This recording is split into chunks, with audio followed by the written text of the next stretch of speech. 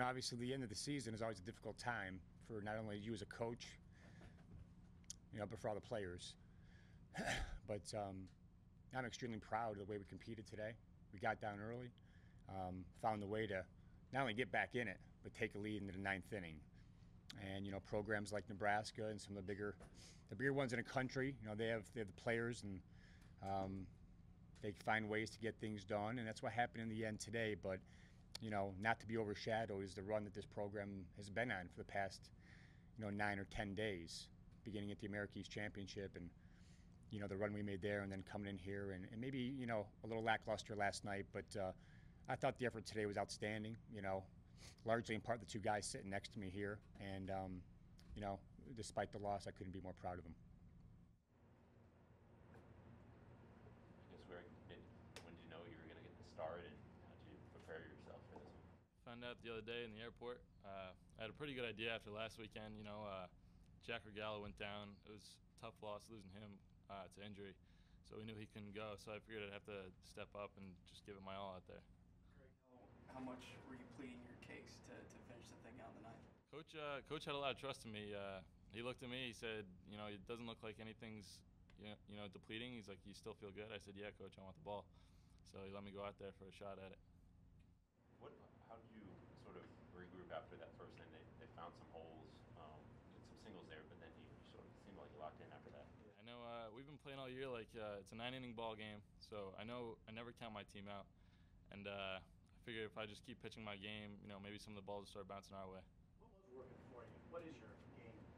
I like to mix it up a lot. Just my goal is just to pound the zone and keep them off balance with changeups and maybe a couple sliders.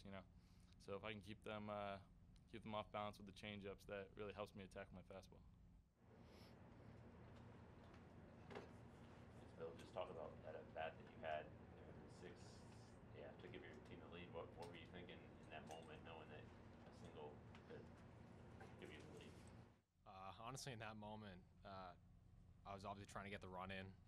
I think my last 3 at-bats before this tournament, I failed to get guys in the America East tournament, and it's really been weighing heavy on me. So, any big opportunity I had today, I just tried to capitalize, and luckily I was able to.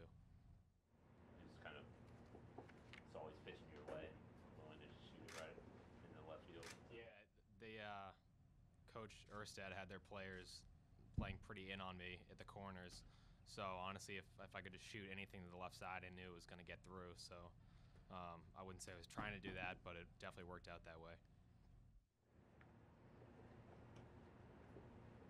Other questions?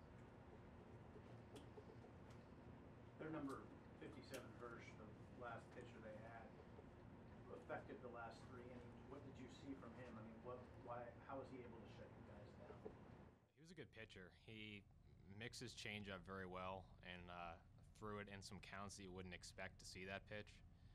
And he's just a solid guy to the pen. In the America East, we don't necessarily see too many big-time arms out of the pen. We see a lot of great starters, but it's different facing a great pitcher every single one of the 9 innings.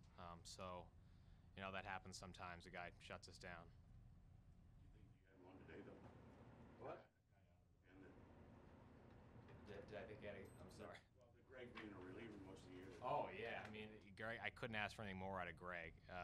What an unbelievable end of the season for him. If he hadn't pitched the 9-inning game versus Hartford in the America East tournament, we wouldn't be here in the first place.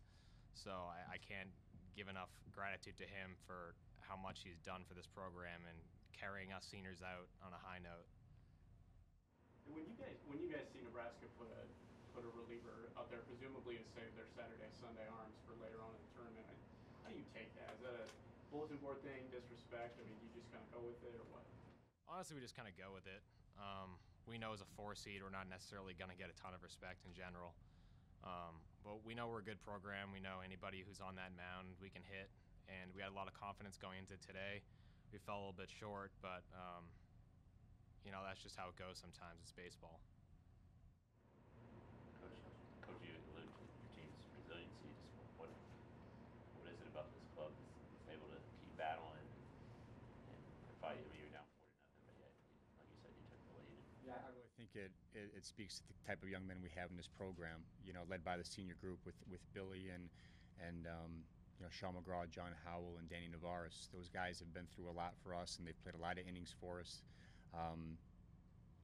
I just think their leadership and the way that they help prepare the younger players for, you know, what's a long season, and that long season begins back in September with fall baseball and carries through the winter months, and you know, we find a way to balance that and try to peak at the right time, and again, you got to have great internal leadership from your players in order to be able to get that message across and have the younger kids understand. And you know, Billy and his fellow classmates have done a great job, not only through their entire four-year career here, but in particular this year with all the adversity we've been through with some injuries. So hats off to those guys for finding a way to deliver the message and get it through the younger guys and have the young guys kind of follow their lead.